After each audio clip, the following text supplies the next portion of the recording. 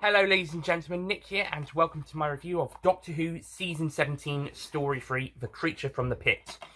And this is a David Fisher story, and you know how much I liked his Season 16 stories. However, I did say his Season 17 and 18 stuff wasn't quite as good. That being said, he did write the story of City of Death before it was then taken by Graham Williams and Douglas Adams to complete, following Fisher not being able to complete the story. However, Creature from the Pit is one of that story, along with Creature from the Pit, were two of three submitted story ideas. I don't know if the third would become the Leisure Hive or not, or if it's just an abandoned story. But certainly, out of his two Season 17 stuff, Creature from the Pit is the weaker of the two. Well, City of Death is one of the best stories of all time, so naturally. But how does Creature from the Pit stand up on its own? It's okay. Yeah, it's just okay. I mean, it's not awful, but it's not brilliant. It's not as good as City of Death, but it's not as bad as Destiny of the Daleks. So, yeah, it's okay. It's pretty good. It's alright. You can tell I'm not so enthusiastic about this one. The plot sees the Doctor, Romana, and K9 land on this planet where metal is a valuable resource that a lot of people want.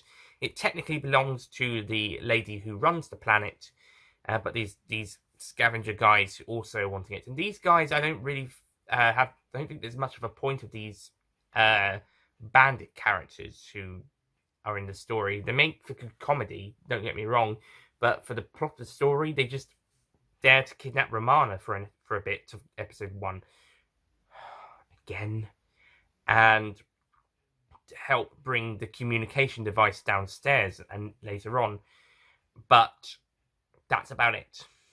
That's really about it. You could have lost these guys and you would lose little outside of the first episode. And two people bring it downstairs. But you could have had the guards do that, I suppose, in a rewrite. The Doctor is captured by this lady person and she wants to know what the egg thing is that the Doctor was examining early on. The Doctor then goes down into the pit and discovers there is a big green creature down there. I think in the booklet it said that director Christopher Barry decided to go for a practical monster instead of something a bit more visual effects one. I think that's what it said. Let me give that a check. Okay, so the director chose a full-size prop of the monster rather than a model of the creature. And the DVD also claims that the story has the most convincing jungle set. Yeah, it does look pretty very convincing. It might actually be the most convincing jungle set in the show. So that I will say that is something to be applauded by. And the cave stuff is also actually pretty decent, I suppose. Jeffrey Belden's actually a really fun supporting character in the episode as well. The Doctor meets him whilst he's in the caves, and he discovers that the alien is trapped down in the caves, and in part 4, when the metal communications thing on the side is brought down, it's able to speak. Through whoever is touching the communications thing, so the Doctor first, then the lady who runs the place, then Romana, and then finally K9 during the final bit to save the planet when a neutron star is on the way. This bit of the story I also don't feel that much necessary, but it gives a tense climax, well, a sort of tense climax, and does make the creature look like it's a little in the wrong, but wasn't really its fault. The main villain of the story is this lady character, and I think the actress does her character really plays her really well. I'm not really fond of the character, but I think that's to be expected. Same for her servants in the story.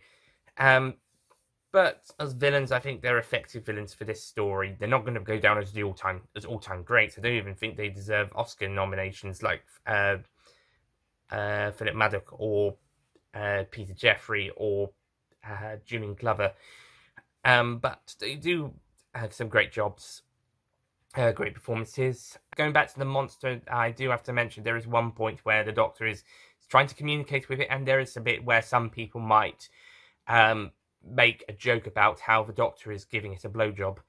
Yeah, just letting you know that there are scenes that might have some people think that. He's not really doing that, obviously, but some people might think that, so I'm just giving you a warning about it.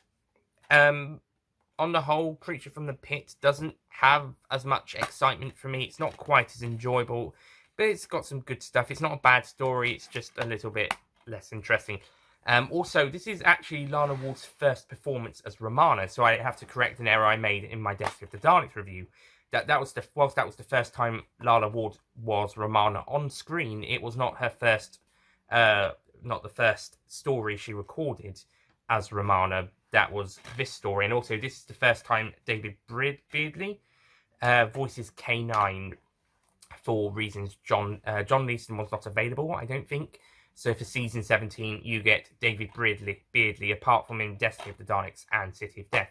Destiny of the Daleks, you got Roy Skelton making some noises in part 1, but the character doesn't really play much of a role beyond that.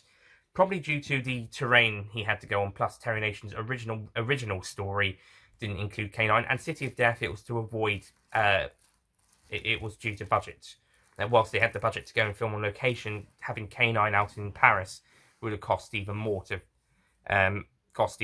film. So it makes sense. Whilst Creature from the Pit, it's a mostly set-based story, so they could have K9 back in proper. And yeah, I think it's okay. It's enjoyable in parts, but it's also not amazing. It's a bit of a meander in the season. It's okay. Yeah, I'll just say it's okay. So I'm going to give The Creature from the Pit a 6 out of 10.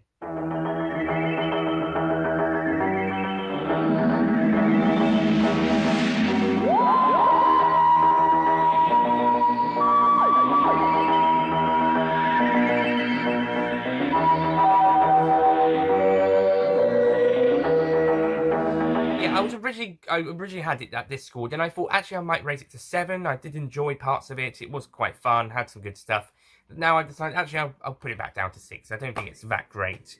It's alright, but it's not that great. It's not really one that's that notable, unless you've read the complete specials box set booklet where David Tennant mentions that The Creature from the Pit Part 2 was on later that day. When older David Tennant goes back and talks to his younger self for a bit, just before earlier on, and later in that day, younger David Tennant would go and watch part 2 of this story. But besides that, that's pretty much the only noticeability. Also, the fact that this is David Beardley's first performance and Lana Ward's first recorded story as K9 and Romana, respectively. And also Geoffrey Belden is a guest actor. Geoffrey Belden's a bit more of a well-known British actor. So, yeah. And I think he was also offered the part of the 4th Doctor, I think, before Tom Baker got the role. Maybe even the 3rd Doctor before John Pertwee got it. Maybe even the 2nd Doctor before Patrick Troughton. I think it was more likely the 4th Doctor that he was offered. But of course he turned it down. And Tom Baker would get the role. And P.S. Tom Baker is now on his 6th and penultimate season, and he's still going strong, performance-wise.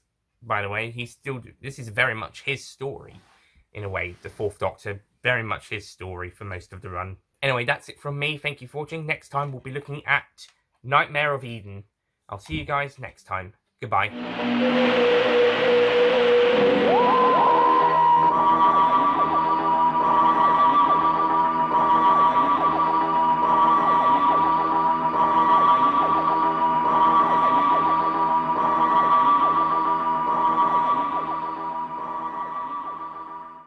Don't forget to click below to subscribe to the official Nicholas Payne Retro YouTube channel.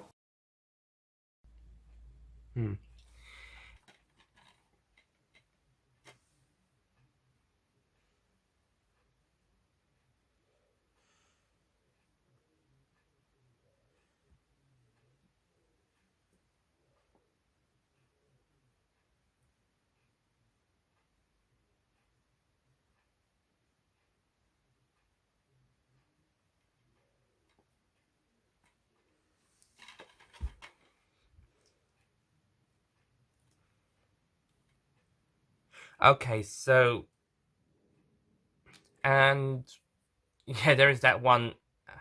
Speaking of, so I'm going to give it a 7 out of 10. Yeah, I'm not going to hate on it as much as other people, but should I give it a 6?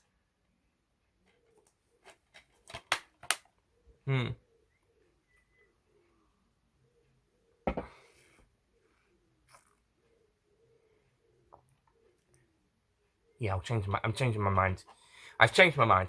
So I'm going to give The Creature from the Pit a 6 out of 10. Anyway, that's it from me. Next time we'll be looking at... Oh, wrong DVD.